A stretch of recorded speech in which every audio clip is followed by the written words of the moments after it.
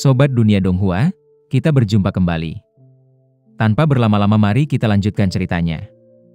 Selamat mendengarkan dan selamat berimajinasi. Gerimis bergoyang di jalan setapak pegunungan, dan atap-atap rumah berdempetan berat di belakangnya. Bagaikan gunung, awan gelap yang dipenuhi hujan datang dari sana. Suara kicauan rusa sesekali terdengar, bergema tanpa henti di puncak Bikiu. Ketika ia mendongak, langit tampak sangat jauh karena kabut. Ning Changjiu dan Siming berjalan menyusuri jalanan yang dingin dan sepi. Sesekali, seekor rusa putih akan lewat, dan mereka pun mengalah. Mereka adalah makhluk spiritual, dan mereka semua bisa merasakan aura pembunuh dari para wanita, yang telah berlangsung selama beberapa hari.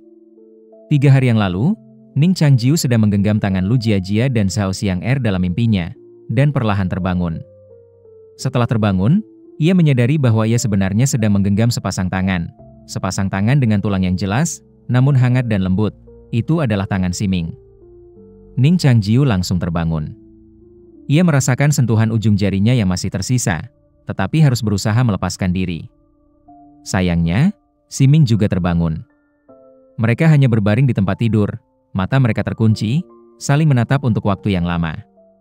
Petir menyambar dan berkelap-kelip di luar jendela, sesekali menyinari wajah mereka.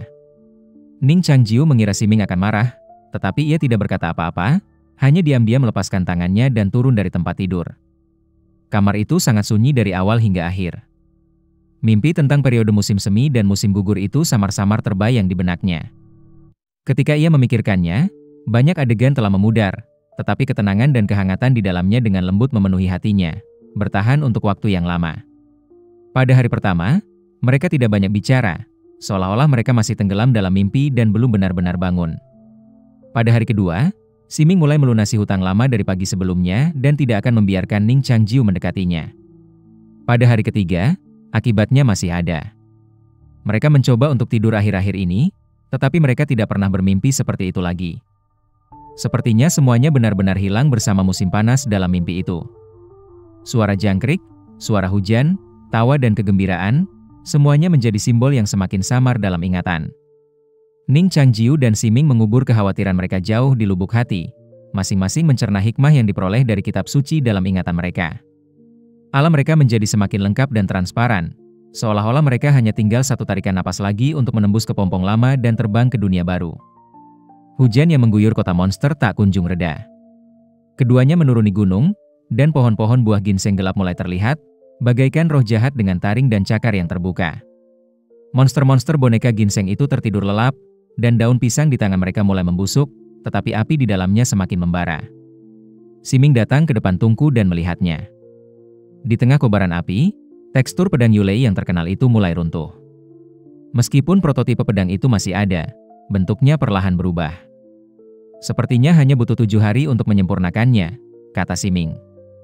Ning Changjiu berkata, "Baiklah, lebih cepat lebih baik." Siming menghela napas pelan, semoga tidak ada yang salah di saat-saat terakhir.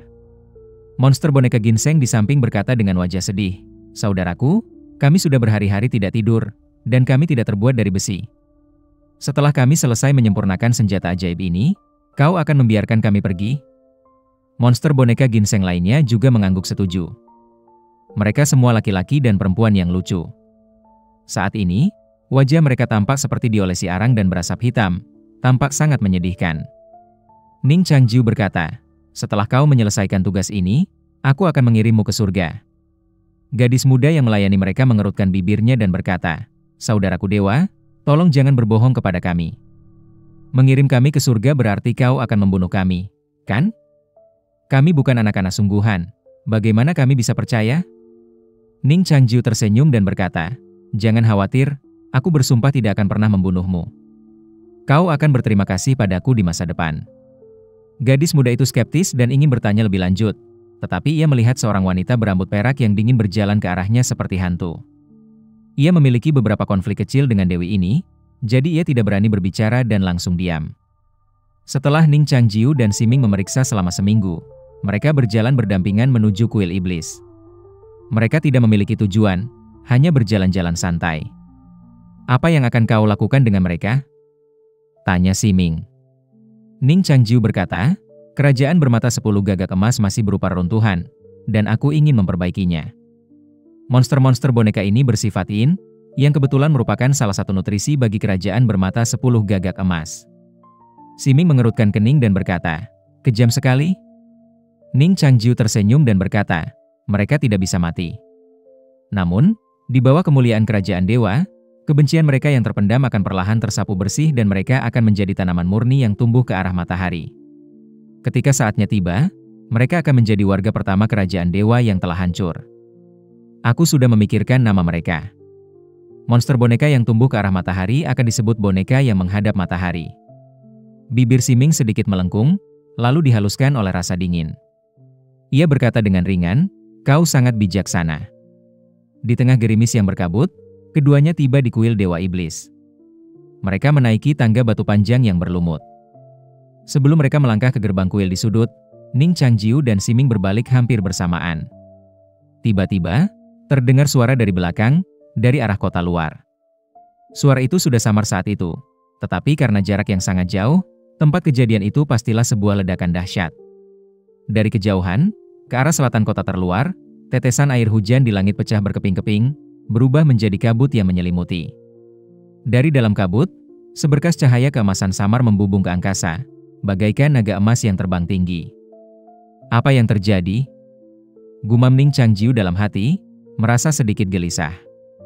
Cahaya keemasan itu. Siming menyipitkan mata, pupilnya seterang embun beku. Sebuah artefak suci telah muncul? Artefak suci? Ning Changjiu bingung. Siming berkata, ada artefak suci di kota alam patah. Seharusnya itu peninggalan seorang santo. Tapi, bukankah seharusnya artefak suci itu mengarah ke aula Dewa Iblis? Kenapa ada di kota terluar? Ning Changjiu semakin bingung. Tetapi entah kenapa, wajah monyet kecil itu langsung muncul di benaknya. Ia merasa keduanya seolah terhubung. Ning Changjiu bertanya, apakah masalah ini menyangkut kita? Siming menggelengkan kepalanya pelan. Aku tidak yakin, tapi jika kota ini sedang kacau, kita mungkin tidak perlu menunggu Yulei memperbaikinya, dan bisa memanfaatkan kekacauan itu untuk melarikan diri. Mungkin itu hal yang baik untuk kita. Mungkin, kata Ning Changjiu lembut, menatap cahaya keemasan yang jauh bergoyang di kabut. Jauh di dalam kuil Dewa Iblis terbentang lautan bintang. Di seberang lautan, seorang wanita berpakaian merah tua, setengah ular, berbaring melingkar, menggendong tulang putih di lengannya. Ia menatap lautan bintang, mengamati jejak bintang yang bergeser, tetap diam. Rok bersayap emas mendekat di belakangnya. Wanita berpakaian merah tua itu berbalik, wajahnya kurus dan menakutkan. Ia menatap rok bersayap emas dengan lelah dan bertanya dengan dingin, "Apa? Setelah memakan semua burung iblis, kau akhirnya mencoba memakanku?" Sebelum ia berubah menjadi ular raksasa, ia pernah menjadi seekor burung tit. Dapeng bersayap emas memandangi tulang-tulang kera di tangannya, membungkuk, dan berkata, "Sudah 100 tahun, dan kau masih belum bisa melupakannya?" Wanita berbaju merah tua yang dikenal sebagai ratu segala monster itu mencibir dan berkata, "Dia belum mati. Dia akan bangun suatu hari nanti. Para santo melindungi semua monster di dunia, bukan? Kita semua tidak akan mati." Dapeng bersayap emas terdiam sejenak, lalu mendesah dan bertanya, "Apakah Uranus benar-benar ada? Kau sudah lama mencari, tetapi apakah kau menemukan sesuatu?" Ratu 10.000 monster menggelengkan kepalanya dan berkata, "Entahlah. Selama bertahun-tahun, aku telah menghitungnya berkali-kali dan telah menemukan lokasi serta lintasannya, tetapi aku tidak dapat melihatnya. Tapi ini adalah keinginannya seumur hidup. Dia tidak bisa membuka matanya sekarang, jadi aku akan terus mencarinya sampai aku mati." Dapeng bersayap emas tidak bertanya lagi, tetapi hanya berkata, "Aku datang kepadamu hari ini karena aku ingin kamu membantuku dengan sesuatu." Ratu 10.000 monster bertanya, "Apa gunanya mencariku jika kamu sendiri tidak bisa memecahkannya? Berapa banyak kekuatan sihir yang kumiliki?" Dapeng bersayap emas berkata, "Kuharap kamu dapat membantuku mengamati bintang-bintang dan memprediksi nasib buruk. Semoga beruntung." Ratu segala monster mengerutkan kening. Ia menoleh, dan pupil vertikalnya yang bereyeliner merah tanpa anehnya menipis. Ia berkata, "Kamu tidak pernah percaya ini sebelumnya. Sepertinya kamu telah menghadapi masalah besar?" Dapeng bersayap emas bertanya, "Apakah itu dihitung?" Ratu segala monster berkata, "Kenapa aku harus membantumu?" Dapeng bersayap emas berkata, Kau alihkan pandanganmu ke langit ilusi, tapi hidup dan mati orang suci dan Kera Tua Tongbi sama-sama ada di dunia manusia. Sekarang orang suci itu dalam bahaya. Saat dia mati, Kera Tuamu takkan pernah bisa bertahan hidup. Ratu Segala Monster berkata, apakah kau melakukan ini untuk menyelamatkan orang suci itu? Ya. Dapeng bersayap emas mengangguk. Sungguh tak tahu malu. Wajah Ratu Monster yang sedikit kurus kering menampakkan senyum muram. Kau bahkan tak berani meninggalkan kota monster sekarang? Bagaimana mungkin kau bisa mencapai 81 kota dan 5 kerajaan di Middle-earth? Dapeng bersayap emas mengerutkan kening dan berkata, 5 kerajaan di Middle-earth para orang suci di penjara di sana? Ratu Monster mencibir, ini rahasia ilahi yang kulihat sekilas selama bertahun-tahun mengamati fenomena langit. Aku hampir buta saat melihat sekilas ini. Aku ingin memberitahumu, tapi ya, apa gunanya tahu? Apa kau akan mati begitu saja?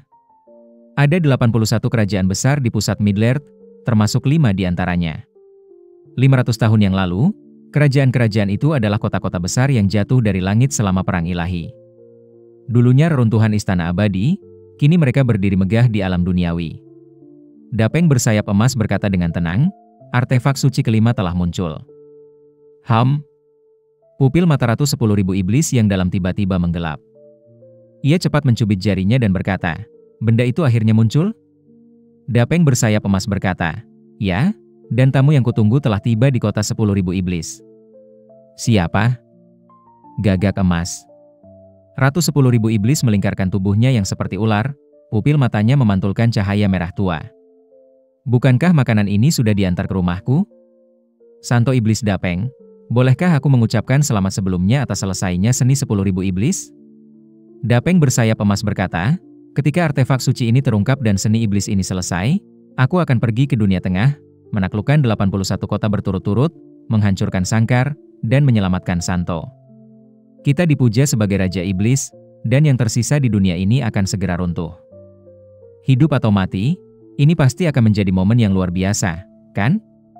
Ratu 10.000 iblis mengangguk pelan dan berkata, jadi kau datang kepadaku untuk meramalkan nasib baik atau buruk dari masalah ini? Dapeng bersayap emas berkata, ya.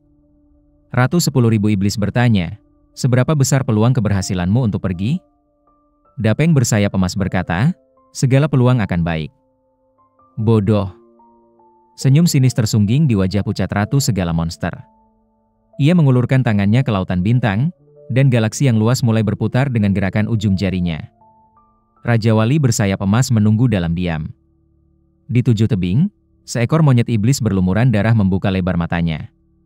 Ia terengah-engah dan berayun di antara pepohonan raksasa, tubuhnya bergoyang saat angin kencang mengiris telinganya. Di punggungnya, dalam kantong yang menggembung, 2 monyet kecil berkedip, dengan polos mengamati dunia di sekitar mereka, berkicau seperti burung pipit kecil. Anggota badan monyet iblis kecil itu gemetar. Ia tidak berani melihat ke belakang, karena para penculik bersayap kelelawar dan bertopeng telah menyusul, sosok mereka melesat di antara pepohonan, terus mendekatinya. Monyet iblis itu juga tidak berani melihat ke bawahnya, karena pada saat itu, ular piton merah tua berkerumun dari 7 tebing, membentuk lautan merah yang kusut dan menggeliat. Hanya satu pandangan saja dapat membuat kulit kepala seseorang meledak karena mual. Pegang erat-erat, jangan bergerak, perintah iblis monyet itu, tiba-tiba melompat dari batang pohon, meraih sulur, dan melontarkan dirinya ke udara. Monyet-monyet muda itu, membayangkan itu semacam permainan, bertepuk tangan kegirangan. Iblis monyet kecil itu melompat ke pohon berikutnya, giginya gemeretak. Meskipun 7 tebing sangat luas, ia tak dapat menemukan tempat persembunyian. Gelombang kekuatan yang tak terjelaskan mengalir dalam dirinya, tetapi ia tak sanggup menahan kekuatan yang begitu besar. Tak mampu mengeluarkannya, ia kelelahan setelah beberapa kali tebasan. Rasa sakit di anggota tubuhnya memperlambat langkahnya. Ia merasakan jantungnya berdetak kencang seperti drum, setiap saat melampaui batas kemampuannya. Dengan 2 desisan tajam, ia melihat sekilas 2 kabel baja yang ditusuk pisau tajam menyapu melewatinya. Iblis monyet kecil itu tersentak ketika dahan di bawahnya putus. Dengan teriakan kaget, ia menukik ke arah kawanan ular piton merah di bawah. Kena!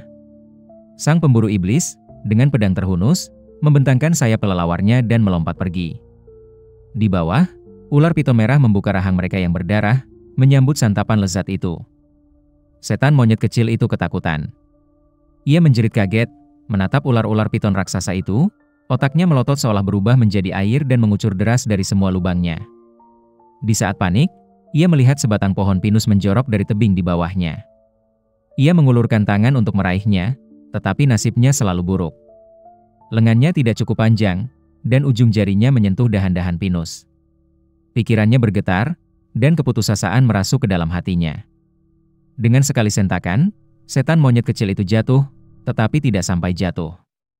Di belakangnya, dua monyet muda dengan cepat mengulurkan tangan, satu mencengkeram dahan pinus dan yang lainnya mencengkeram leher setan monyet kecil itu. Mereka melemparkan setan monyet kecil itu, lalu melompat kembali ke dalam kantungnya. Setan monyet kecil itu masih dalam keterkejutan, tidak punya waktu untuk mempertimbangkan keterampilan kedua monyet kecil itu. Naluri mendorongnya, melompat lagi, melarikan diri menuju 7 tebing. Setan monyet kecil itu masih mengenakan jubah taunya. Kemarin, ia telah menebang banyak bambu dan mengukir batang ember berdasarkan ingatannya. Pagi ini, ia mendirikan kios di pinggiran kota. Setelah sekian lama, tak seorang pun datang, jadi ia memutuskan untuk menggambar sendiri dengan jenaka. Untuk menyenangkan pelanggannya, ia mengukir 3 batang kayu yang buruk. Ia menggambar 3 kali dengan santai, dan secara mengejutkan, ia menarik ketiganya. Firasat buruknya segera menjadi kenyataan. Jalanan ramai dengan kebisingan, dan para pemburu iblis bertopeng menyerbu dari segala arah, mengepungnya seperti jaring. Persis seperti malam hujan itu, sebuah kekuatan tak terjelaskan meletus dalam dirinya, memaksanya untuk menerobos kepungan. Ia kembali ke guanya, menyelamatkan kedua monyet muda itu, dan berencana untuk melarikan diri dari kota, tetapi para pengejarnya datang lagi, mengejarnya sampai ke 7 tebing, di mana ia tak punya waktu untuk beristirahat. Peramal terkutuk itu telah meramalkan hidupnya yang penuh kesialan, dan ramalan itu sangat akurat. Ia pantas disambar petir. Iblis monyet kecil itu menggertakkan giginya. Ia tahu betul takdirnya, dan apapun yang terjadi, ia tahu ia tak bisa melarikan diri. Pelariannya terasa lebih seperti sebuah perlawanan. Para pengejar semakin dekat. Setelah melewati lapisan-lapisan hutan, ia terdesak sampai ke tepi tebing. Setan monyet kecil itu menatap tebing berkabut dan tak ingin bunuh diri dengan melompat dari tebing. Ia mendesah, mundur 2 langkah, mengangkat tangannya, dan bersiap untuk menyerah. Namun, tenaganya terkuras habis, membuatnya sulit berdiri. Tebing itu sangat licin di tengah hujan, dan nasib buruknya kembali. Kakinya terpeleset, dan ia jatuh dari tebing sambil menjerit. Di dalam ranselnya, 2 monyet kecil bertepuk tangan kegirangan. Cahaya keemasan menembus kabut, dan suara bumi runtuh dan pecah bergema dari bawah. Ketika monyet iblis kecil itu terbangun kembali, ia mendapati dirinya berada di lubang yang dalam, dikelilingi retakan seperti jaring laba-laba. Kenapa aku tidak mati?" Monyet iblis kecil itu menatap hujan yang turun dengan bingung. Tersadar, ia segera meraba ranselnya. Ranselnya kosong, dan kedua monyet kecil itu tidak ditemukan dimanapun. Xiaoru? Xiaoyi? Xiaoru dan Xiaoyi, kemana perginya 2 makhluk menyebalkan ini? Gumam monyet iblis kecil itu pada dirinya sendiri. Gelombang kegelisahan melandanya. Ia menyeret tubuhnya yang sakit, tetapi tidak melihat apapun selain kabut tebal. Tiba-tiba, ia merasakan ada sesuatu yang salah. Ia berdiri tegak, ekornya menyentuh tanah, ekornya selalu patah, tak pernah bisa menyentuh tanah. Iblis monyet kecil itu berputar ketakutan, kepalanya berputar. Ia tak tahu apakah itu ilusi, tetapi ia menyadari ekornya masih utuh. Ia mengayunkan ekornya, mengulurkan tangan dan meraihnya, pupil matanya bergetar, menatap tajam. Ia mencubit dengan keras. Rasa sakit kembali menyambar dari ekornya, sensasi yang belum pernah ia rasakan sebelumnya. Sebelum iblis monyet kecil itu sempat mencerna, cahaya keemasan menyambar di depan matanya. Itu adalah sekumpulan bulu keemasan, berjatuhan seperti salju. Iblis monyet kecil itu mendongak, dan pemandangan di sekitarnya lenyap, hanya menyisakan bayangan keemasan di hadapannya. Sosok keemasan itu mengenakan mahkota bulu, baju zirah warna-warni, dan topeng gagak merah. Pupil keemasan bersinar dari balik topeng itu, dan di baliknya, rambut abu-abu panjang menari-nari seperti surai. Bulu-bulu keemasan itu, seperti api yang berkobar, bergetar dan terbakar tertiup angin. Saat iblis monyet kecil itu melihatnya, ia merasa seperti melihat dewa, dan jantungnya berhenti berdetak. "Akhirnya aku menemukanmu, Rui." Burung rok bersayap emas memandangnya dengan tenang, mengingat kembali 500 tahun yang lalu, dan rasa nostalgia menyelimutinya. Rui? Siluman monyet kecil itu tercengang. Apa maksudmu dengan Rui? Apakah kau peramal sialan itu? Dapeng bersayap emas berkata, sepertinya kau belum melihat dirimu yang sebenarnya. Begitu ia selesai berbicara, sosoknya muncul di hadapan siluman monyet kecil itu. Siluman monyet kecil itu membelalakan matanya dan gemetar. Kau, apa yang akan kau lakukan? Dapeng bersayap emas berkata, ilusi dunia manusia itu kosong dan hampa. Sudah waktunya untuk bangun. Bangun? Bangun untuk apa? Siluman monyet kecil itu bingung. Dapeng bersayap emas berkata, matamu tertutup debu, dan kau tidak dapat melihat api yang sejati. Hati Taoisme Mu terhalang, dan sulit bagimu untuk melihat gunung suci. Kau, omong kosong apa yang kau bicarakan? Siluman monyet kecil itu ingin melarikan diri, tetapi ia tidak bisa bergerak. Ia menatap jubahnya yang compang-camping, hatinya diliputi emosi, dan tiba-tiba, ia berteriak tak terkendali. Kau, kenapa kau tidak mau melepaskanku? Aku hanya seekor monyet beruntung yang telah tercerahkan. Kejahatan terburuk yang pernah kulakukan adalah berpura-pura menjadi pendeta Tao untuk menipu orang demi menyelamatkan nyawa mereka. Apakah menjadi dukun bisa dihukum mati? Dunia macam apa ini? Dukun? Rok bersayap emas tertegun sejenak, lalu tertawa terbahak-bahak. Aku terlalu banyak berpikir. Sepertinya kau sudah tahu. Sebelum iblis monyet kecil itu masih tertegun, cakar tajam rok bersayap emas telah menutupi kepalanya. Cahaya keemasan menembus kabut, membubung tinggi ke angkasa. Seluruh kota 10.000 iblis berguncang. Itu rok bersayap emas. Siming, yang berdiri di puncak-puncak bhikkhu, mengamati situasi dari jauh, tiba-tiba berbicara. Ekspresi Ning Changjiu membeku, hati tahunya waspada. Siming memejamkan mata, menghitung dalam hati. Kemudian, dengan suara dingin, ia berkata, tidak perlu menunda lagi. Cabut pedang kalian dan menyerbu ke kota 10.000 iblis. Ning Changjiu setuju, dan bersama Siming, ia menuruni gunung. Di bawah, sebelum anak-anak laki-laki dan perempuan itu sempat bereaksi, seekor gagak emas yang lewat tiba-tiba menyapu mereka ke area tersebut. Cahayanya menerangi pohon-pohon buah ginseng, yang mendesis dan bersinar seperti lilin yang terbakar, batang-batang besinya tampak meleleh. Siming mengulurkan tangan dan memukul tungku.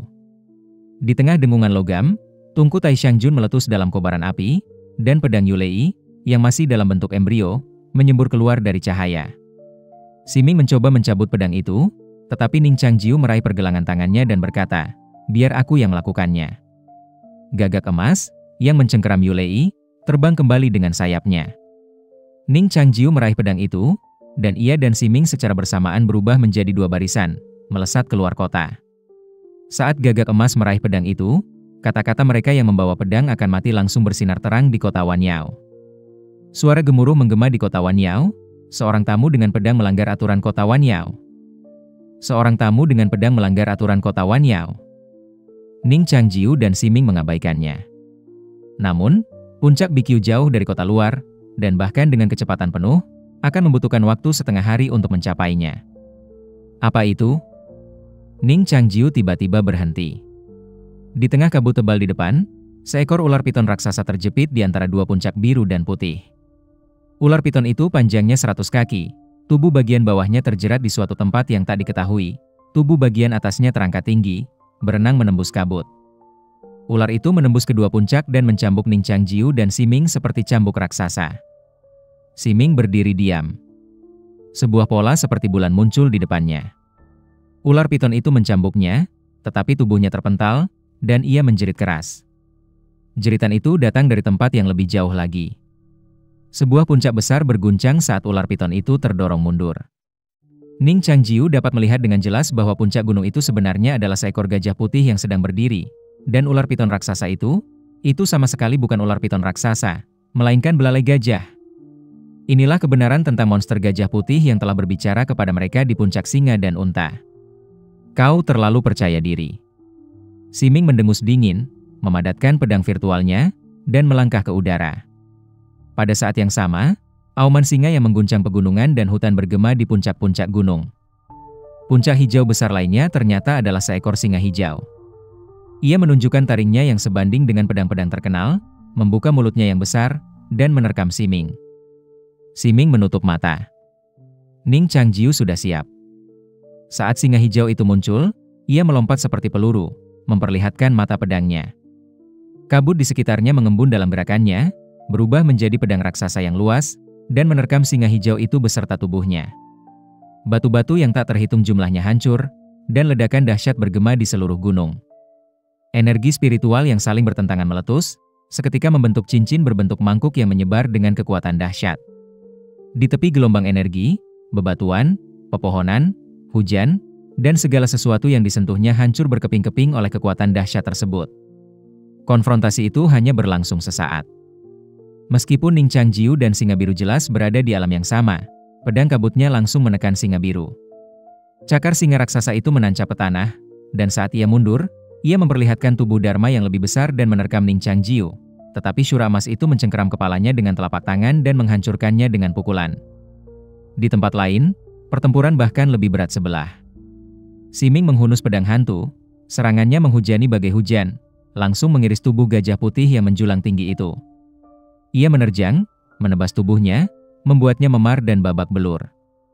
Ia menghunus pedang lain dan menyerang kepalanya. Pedang hantu itu, yang ditelan angin dan hujan, turun dengan kekuatan yang tak terhentikan, menyebabkan langit dan bumi di sekitarnya berubah warna. Pedang tanpa cahaya itu menebas, tetapi terhenti oleh sesuatu yang melayang di udara, tak mampu mencapai gajah putih itu. Suara panjang yang tertahan, seperti biksu tua yang memukul lonceng, terasa berat dan terus terngiang. Pedang hantu itu hancur berkeping-keping, pecah menjadi pecahan-pecahan transparan yang tertiup angin. Siming menatap senjata yang beradu dengan pedang hantu itu. Pola naga dan Phoenix bersinar terang, aura keemasan memancar. Di belakang mereka terbentang sebuah bangunan besi gelap, dipenuhi cahaya gelap dan lurus seperti anak panah. Tongkat dewa, yang panjangnya lebih dari 2 meter, tetap tak bergerak meskipun dihantam pedang hantu. Karat perlahan mengelupas dari tengahnya, memperlihatkan tulisan kuno berpola api di baliknya. Siming diam-diam melantunkan 2 kata itu dalam benaknya. Sesukamu? Seekor burung rok bersayap emas melayang di udara, cakarnya yang seperti elang mencengkeram tongkat itu erat-erat. Di belakangnya, sayapnya yang berat seperti pedang terbentang, setiap bulunya memantulkan cahaya keemasan. Sayap-sayap itu tidak berkibar, angin menopangnya. Di balik topeng gagak merah, sepasang pupil emas menembus kabut, dan sebuah suara terdengar kuno dan mematikan.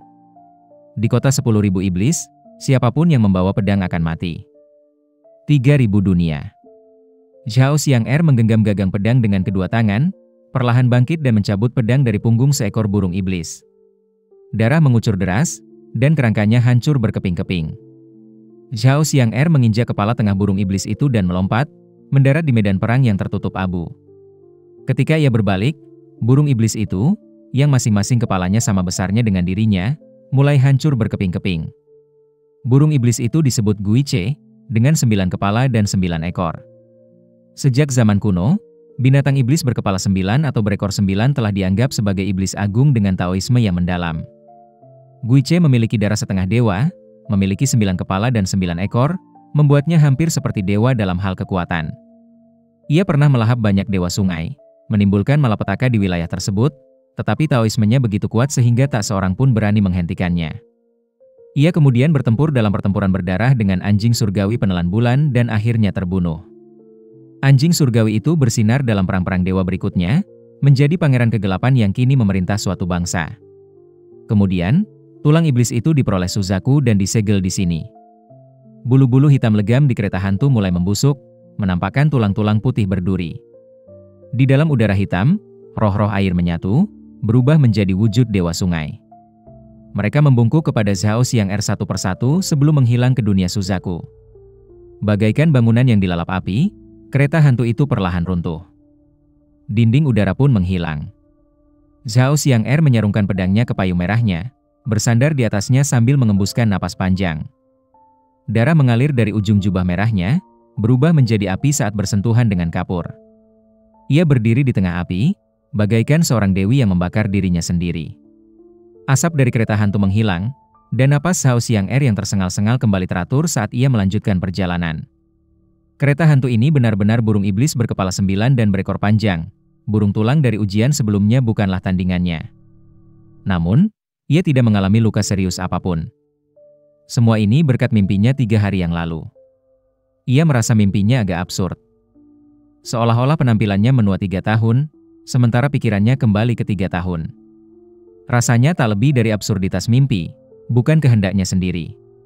Namun, kitab suci yang ia baca dalam mimpi selama 3 tahun benar-benar bermanfaat baginya, baik secara fisik maupun mental. Manfaat-manfaat ini begitu banyak dan luas sehingga bisa disebut kesempatan surgawi. Sihir, ilmu pedang, dan Taoismenya telah berkembang pesat.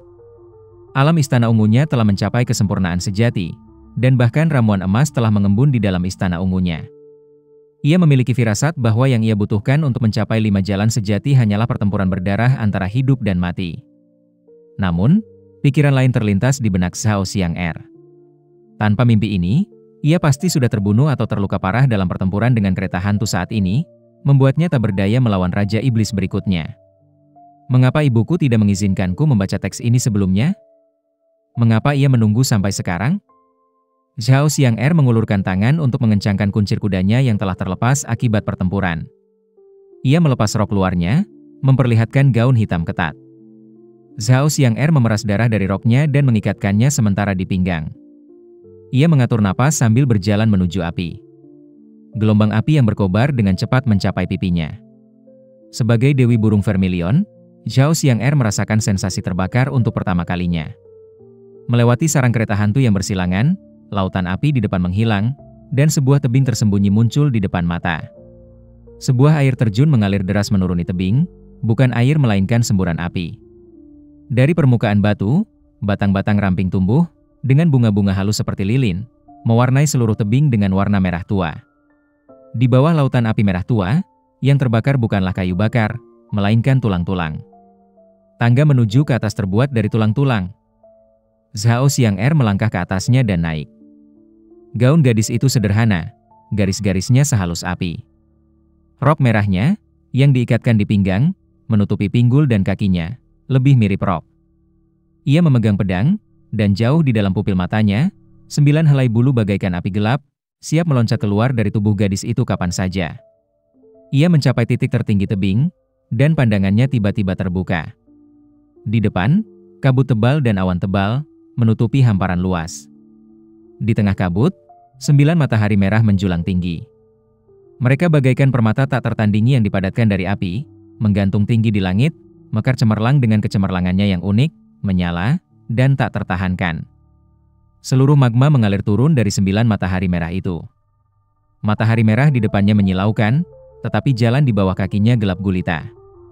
Di bawah cahaya api, kabut perlahan menghilang, dan jalan baru terungkap. Itu adalah palung besar, seperti gua yang runtuh, dan dindingnya penuh dengan senjata seperti pedang. Melihat lebih dekat, itu sebenarnya adalah bulu. Zhao Xiang'er melangkah masuk. Dari ujung lain jalan setapak pegunungan, angin dingin yang menusuk tulang bertiup, membawa percikan api. Menatap ke atas, langit dipenuhi tulang-tulang putih, bergerigi dan saling bertautan, dipenuhi aura kepahlawanan yang tak terpadamkan bahkan oleh matahari ke-9 di atas kepala. Detak jantung tiba-tiba terdengar. Zhao Xiang'er menyentuh dadanya dan menyadari bahwa itu adalah detak jantungnya sendiri. Firasat buruk yang kuat menyelimutinya, perasaan yang belum pernah ia alami dalam ujian ini. Di depan terbentang musuh yang lebih kuat daripada kereta hantu. Zhao Xiang'er mengepalkan pedangnya dan berjalan menuju kedalaman kobaran api. Pada saat ia menegangkan ini, banyak gambaran ilusi yang tak terjelaskan muncul di benaknya. Ia melihat kerajaan Dewa Emas yang luas, dengan bumi yang luas di bawahnya, bulan yang sejajar dengannya, ia mengenakan mahkota emas, dan duduk tinggi di singgasana. Di sampingnya duduk sesosok berpakaian putih, tetapi ia tidak dapat melihat siapa itu. Namun sosok itu tampak familiar. Ia berdiri berdampingan dengan sosok itu, di atas cahaya yang tak terbatas. Di depannya terbentang langit luas bertabur bintang. Di tengah angin dan awan yang berganti-ganti, ia menyaksikan meteor-meteor melesat di langit, satu demi satu jatuh ke bumi. Ekor api mereka beragam warnanya. Ada yang seperti api, ada yang seperti air, ada yang seperti pecahan logam, ada yang seperti debu tanah dan kayu, dan ada pula yang hitam pekat, seperti malam yang berlalu. Mereka menghantam bumi yang luas, meledak menjadi kembang api yang indah, terbentuk oleh tsunami lava, tanah longsor, dan retakan di bumi, sebuah simbol kehancuran. Hati Zhao Xiang'er tiba-tiba menegang dan sakit, seolah-olah sebuah koleksi berharga telah dihancurkan dengan sembrono di depan matanya. Apakah ini ingatanku? Zhao Xiang'er tak dapat memahaminya, tak mampu melepaskan diri. Teralihkan, ia melihat kawanan burung hitam pekat terbang keluar dari kabut yang masih cerah di depannya.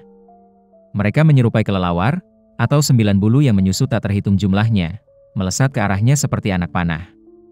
Xiang'er. Di saat kritis antara hidup dan mati, sebuah suara tiba-tiba terdengar di lautan kesadarannya. Suara itu adalah suara yang ia dengar dalam mimpinya. Suara peri yang jernih dan mengharukan itu memberinya momen kejernihan. Zhao Xiang'er menggigit ujung lidahnya pelan, memanfaatkan rasa sakit untuk menekan ilusinya. Ketika burung-burung hitam itu menyebar berkelompok, ia segera membuka payungnya untuk menghadang burung-burung yang menyerang. Gadis itu mengerahkan seluruh tenaganya dan berlari liar, menerjang maju. Burung-burung hitam yang tak terhitung jumlahnya menghantam payung. Bau amis yang menyengat tercium dari mayat-mayat itu. Zhao Xiang'er menahan napas dan langsung menerjang kabut. Bumi berguncang. Kabut menghilang, dan dinding udara mengembun. Sebuah gemuruh keras mengagetkan kerumunan. 9 matahari di langit perlahan terbenam dengan kecepatan yang berbeda-beda, membentuk cincin raksasa. Zhao Xiang'er membuka payung merahnya. Di tengah kobaran api, pupil matanya menyipit saat ia menyaksikan pemandangan kiamat. Asap dan debu menutupi langit. Di dalam abu, sesosok gelap setinggi 100 kaki perlahan mendekat, perlahan menampakkan wujud aslinya. Zhao Xiang'er melihat lehernya yang panjang dan berliku, serta sayapnya yang dipenuhi bulu-bulu zamrud. Mata monster itu menyala dalam kabut abu-abu, seketika menghilangkan debu dan kabut. Zhao Xiang'er melihat wujudnya dengan jelas, seekor merak dengan mahkota zamrud yang runcing. Sebuah layar raksasa terbentang seperti kipas, dipenuhi pedang-pedang bulu yang berkilauan. 9 matahari yang dulu memenuhi langit kini tertanam di dalamnya, menjadi permata-permata bagaikan matahari. Sayapnya bersiul keras, layar bulunya bergetar hebat, kecemerlangannya melampaui apapun di dunia. Zhao Xiang'er menatapnya, rasa tak terkalahkan menyelimutinya. Ia menebak identitasnya. Itu adalah Raja Merak yang legendaris. Dalam mitologi, Garuda dan Raja Merak, meskipun berasal dari garis keturunan yang sama, adalah musuh bebuyutan. Mereka bertempur selama ribuan tahun hingga 500 tahun yang lalu, menjelang bencana, ketika mereka terlibat dalam pertempuran yang menentukan. Setelah pertempuran itu, Raja Merak menghilang. Ada yang mengatakan ia telah pergi ke kerajaan Buddha, yang lain mengatakan ia telah dirusak dan berubah menjadi iblis, sementara yang lain mengatakan ia telah lama dimusnahkan oleh para dewa. Hari ini, ia akhirnya melihat wujud asli burung suci kerajaan Buddha ini. Zhao Xiang'er menggertakkan giginya, menghilangkan semua rasa takut dan tekanan di dalam hatinya. Ia melompat dari jalur gunung tulang putih, langsung melayang 100 kaki ke udara. Pedang payungnya terhunus, sosoknya melengkung menjadi siluet di langit. Wanita muda itu berteriak, dengan pedang di tangan, dan menebas kepala Raja Merak. Ini adalah musuh terakhir yang pernah ia hadapi di alam burung Vermilion. Sekte Roh Kuno. Langit cerah, udara cerah, dan asap serta angin menghilang. Gerbang istana 9 neter perlahan terbuka. Sosok seputih salju, Lu Jiajia, perlahan muncul dari aula, menghunus pedang pemimpin klan sebelumnya. Lu Jiajia mengenakan pakaian pendekar pedang yang anggun, rambutnya yang sepinggang diikat ke belakang membentuk mahkota. Wajahnya sedingin dan setenang pedang, posturnya seteguk dan seteguh pedang. Alamnya perlahan maju dengan setiap langkah, perlahan mencapai puncak kesempurnaan. Ning Xiaoling dengan gugup memperhatikan tuannya, mengibaskan ekor dan cakarnya, menyemangatinya. Liu Junzuo telah lama menunggu di luar. Ia mengenakan pakaian pendekar pedang hitam putih yang pas badan, bersandar di pohon willow. Matanya yang seperti pedang menyipit saat ia menatap sosok seputih salju itu, berkata, "Nona Lu, Anda telah berlatih pedang selama 3 hari. Apakah Anda akhirnya siap?" Setelah mereka menyepakati latihan pedang 3 hari, Liu Junzuo memberinya tambahan 3 hari atas permintaan Lu Jiajia. Ketika periode 3 hari itu berakhir, Lu Jiajia tiba untuk janjinya. Ning Xiaoling mengikutinya tanpa bersuara. Ada banyak sekali pedang di aula. Bagaimana kalau memberikan satu untuk Tuan R? Tanya Lu Jiajia. Liu Junzuo berkata, "Aku akan memotong ranting pohon willow menjadi pedang. Tidak perlu khawatir." Lu Jiajia bertanya, apakah memotong ranting pohon willow akan membawa sial? Liu Junzuo terkejut, lalu teringat nama belakangnya, Liu. Ia tersenyum dan berkata, aku tidak pernah percaya hal-hal seperti itu. Ia mengulurkan tangan dan memetik sebatang ranting dari tirai pohon willow yang menggantung di depan matanya, menyandarkannya di dadanya seperti pengocok. Bahkan tanpa pedang, wanita dari paviliun pedang ini memiliki martabat seorang biarawati. Ia melirik Lu Jiajia dengan tenang dan berkata, aku akan bertarung denganmu 3 kali. Aku tidak akan meremehkan levelmu. Kita akan menyelesaikan pertarungan dalam 3 hari. Jangan memaksakan diri. Lu Jiajia mengangguk dan berkata, terima kasih, guru kedua, atas kebaikan Anda. Setelah itu, keduanya berjalan berdampingan, menuju medan perang yang telah ditentukan, Danau Yuyue. Dengan datangnya musim semi, es dan salju di Danau Yuyue telah mencair, dan para murid semua berada di aula kayu untuk belajar. Area itu sepi kecuali Raja Ikan, yang memproklamirkan diri sebagai penjaga Danau Yuyue, yang menyiapkan panggangannya dan menyaksikan dengan penuh minat. Sejak zaman kuno, pertarungan wanita telah menjadi pemandangan terindah di dunia. Maka, pemandangan pun tercipta. Di danau, Lu Jiajia dan Liu Junzuo meluncur di atas air, siluet mereka yang anggun, pedang mereka terhunus, cahaya mereka yang berkilauan diterangi oleh kehadiran mereka. Di tepi danau, Ning Xiaoling dan Raja Ikan duduk, menikmati kebab dan menyaksikan tontonan itu, tanpa disadari. Liu Junzuo, memegang pohon willow tipis, mengerahkan kembali kultivasinya yang luar biasa ke dalam tubuhnya, menyamakan kedudukannya dengan Lu Jiajia. Namun, tingkat kultivasinya tetap tak terduga. Jika ia mengerahkan seluruh kekuatannya, Lu Jiajia tak akan sebanding. Ini adalah sesuatu yang mereka berdua tahu. Liu Junzuo berusaha menghilangkan kesuraman akibat kekalahan dalam pertarungan pedang di permainan judi sebelumnya, sementara Lu Jiajia mencari kesempatan untuk mengasah ilmu pedangnya. Masing-masing mencapai apa yang diinginkannya. Liu Junzuo perlahan mengangkat pohon willow tipis itu, seperti pedang, dan mengarahkannya ke arah Lu Jiajia. Lu Jiajia memegang pedang itu secara horizontal di hadapannya, menatap air, pertahanannya yang sepenuh hati tetap di tempatnya. Liu Junzuo memandangi sosoknya dan tiba-tiba bertanya dengan rasa ingin tahu, apa hubunganmu dengan Zhang Jiu? Lu Jiajia bingung, ketika kalian orang-orang Jianghe saling berkompetisi dalam ilmu pedang, apakah kalian juga suka mengacaukan ilmu pedang orang lain terlebih dahulu? Hanya ingin tahu. Liu Junzuo berkata, tapi ilmu pedangmu sepertinya benar-benar kacau. CK. Zhang Jiu benar-benar tampan, dan kau, sebagai seorang master, tidak hanya cantik, tetapi juga memiliki tubuh yang luar biasa. Kau berada di level yang sama. Hei, sulit untuk tidak berfantasi. Dada Lu Jiajia berdegup kencang. Ia mencengkeram pedang erat-erat, dan berkata dengan dingin, Anda terlalu khawatir, Tuan, tolong kurangi bertanya dan perbanyak bertanya tentang ilmu pedang. Liu Junzuo menjentikan ranting pohon willow dan melanjutkan, Nona Lu sangat cantik, aku penasaran apakah dia masih perawan sekarang? Lu Jiajia tiba-tiba mengangkat kepalanya dengan ekspresi dingin. Oh, begitu, lanjut Liu Junzuo, menusuk hatinya. Pantas saja kau tampak begitu sedih ketika aku menyebut adik perempuanku yang ke-14 hari itu. Aku tidak mengerti saat itu, tetapi sekarang sepertinya inilah alasannya. Aku tidak pernah menyangka anak itu, meskipun ilmu pedangnya luar biasa, begitu tidak disiplin dalam bertindak.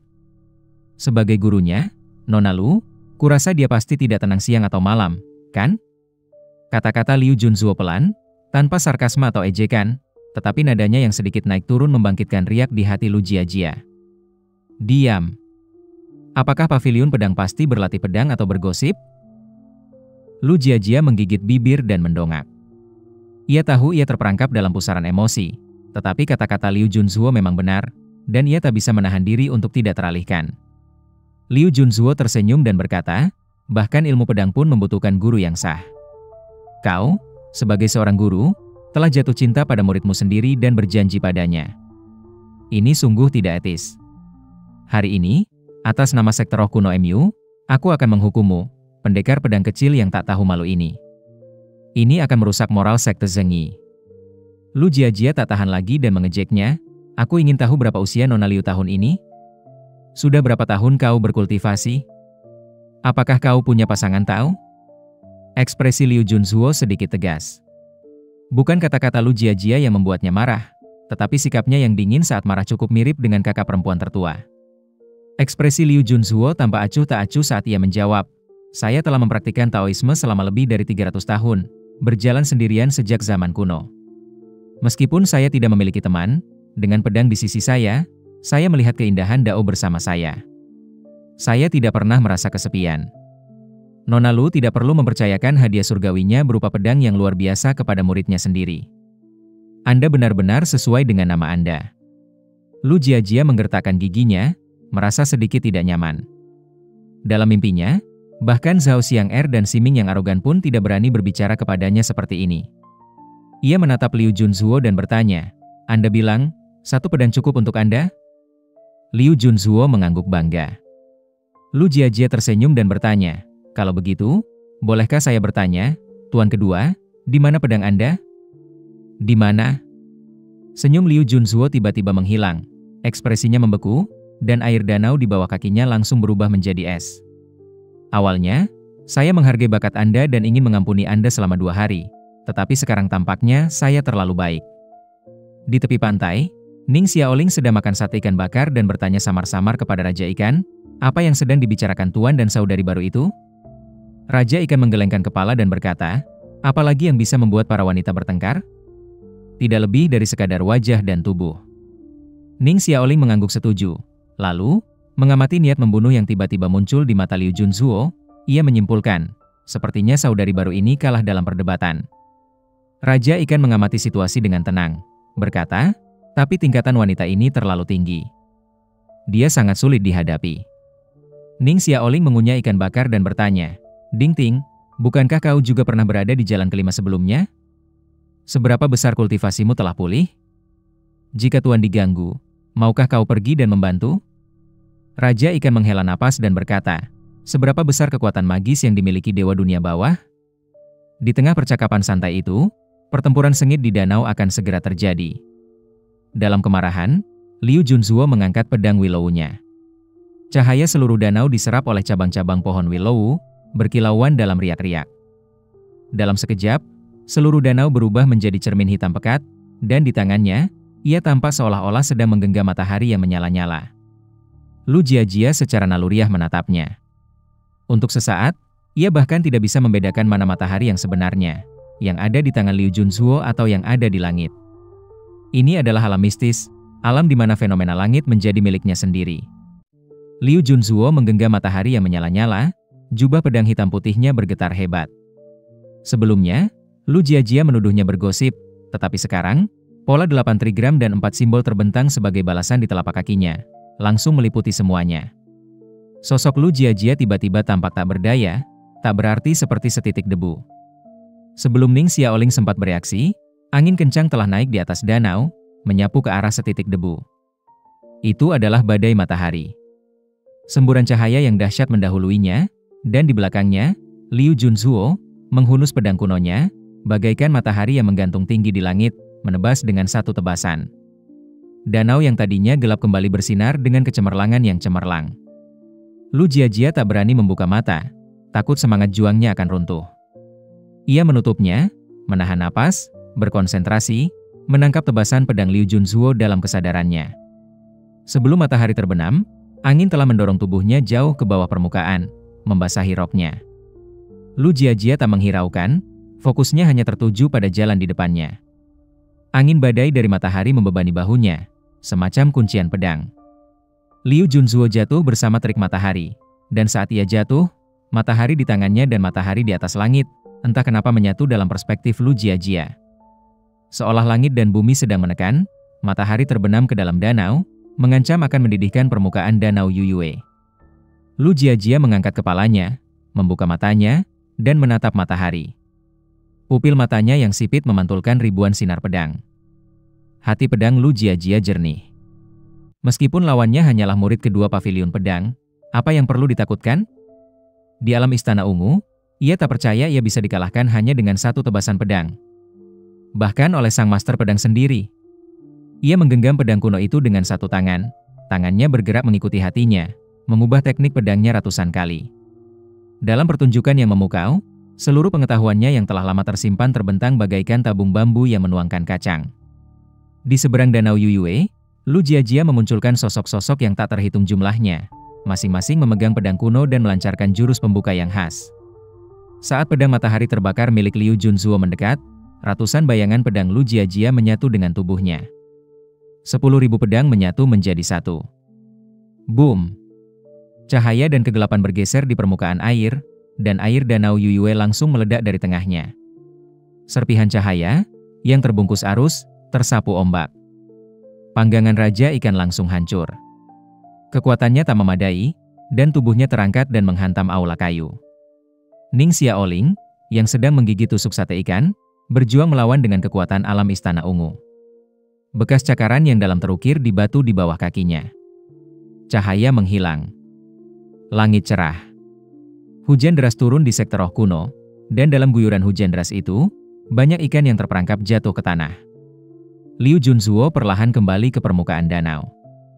Ia menatap Lu Jiajia, menghunus pedang, dan mendesah, "Aku meremehkanmu." Ia teringat wanita ini, Lu Jiajia, yang 100 tahun dari sekarang, mungkin dapat bertarung dengannya di puncak kekuatannya, dan rasa saling menghargai membuncah dalam dirinya. Tubuh Lu Jiajia bergoyang, mahkota peraknya retak, rambutnya acak-acakan. Meskipun pucat, matanya bersinar dengan niat pedang. Ia terdiam sejenak, raut wajahnya penuh dendam. "Aku terlalu meremehkanmu," serunya. Kekaguman Liu Junzuo atas bakatnya langsung sirna. Ia berkata dengan dingin, "Jangan pamer. Kembalilah dan sembuhkan dirimu. Hari ini hanya ujian kemampuanmu.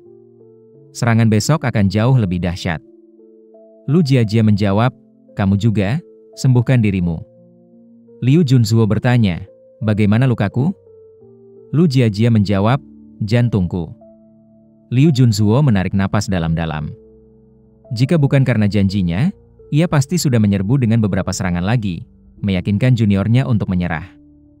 "Tunggu saja," dengusnya, menahan amarahnya sambil berbalik dan pergi. Lu Jiajia mengarungi air dan mencapai tepian. Ning Xiaoling melompat ke bahunya, menepuk punggung dan mengusap bahunya, sambil berkata, "Guru sungguh hebat." Lu Jiajia tersenyum lemah, tubuhnya gemetar. Ia menutupi bibirnya dengan tangan. Ketika ia melepaskan tangannya, bibir dan giginya memerah, dan telapak tangannya berlumuran darah. Kota 10.000 Iblis. Kabut di langit belum menghilang, dan suara kematian sang pembawa pedang masih bergema di angkasa. Singa biru dan gajah putih menampakkan wujud asli mereka, melesat liar menembus pegunungan dan hutan, mengguncang bumi. Meskipun berawan, hari ini sangat cerah. Santo Iblis Peng Agung berbulu emas berdiri di angkasa, bagaikan matahari keemasan yang menggantung di angkasa, memancarkan cahaya setinggi 1000 kaki. Ning Changjiu tak tinggal diam. Ia segera melepaskan tubuh emas asuranya dan mendarat di lembah. Tatapannya dingin dan terpaku pada lintasan singa biru dan gajah putih. Kekuatan spiritual yang dahsyat mengalir di lautan Qi-nya, siap untuk menangkal serangan mereka. Sementara itu, di atas, Siming dan Dapeng bersayap emas masih saling berhadapan. "Senjata apa ini?" tanya Siming dingin, menatap dua karakter Rui di tongkat sihir. Dapeng bersayap emas berkata, "Asal-usulmu sungguh luar biasa, memiliki artefak ini." Siming berkata, "Aku tak pernah menyangka artefak ini ada di kota segudang monster." Dapeng bersayap emas berkata, "Seluruh kota segudang monster dipenuhi dengan sisa-sisa orang suci. Jadi mengapa tidak ada di sana?" Siming berkata, "Tongkat suci ini telah hilang selama 500 tahun, namun kerajaan ilahi tidak pernah menemukannya. Artefak suci dinamai sesuai nama pemiliknya. Tanpa orang suci, artefak ini rasanya tak lebih dari itu." Dapeng bersayap emas berkata, "Meskipun aku tak bisa mendapatkan kekuatan penuh, mengalahkanmu saja sudah cukup." Siming berdiri dengan tangan di belakang punggungnya, menggelengkan kepalanya pelan, jubahnya berkibar tertiup angin, seperti awan yang stagnan. Baik dia maupun Dapeng bersayap emas tidak menyerang lebih dulu, masing-masing mencari kelemahan satu sama lain. Siming tiba-tiba teringat sesuatu dan bertanya dengan rasa ingin tahu, "Siapa yang menang dalam pertempuranmu dengan Raja Merak?"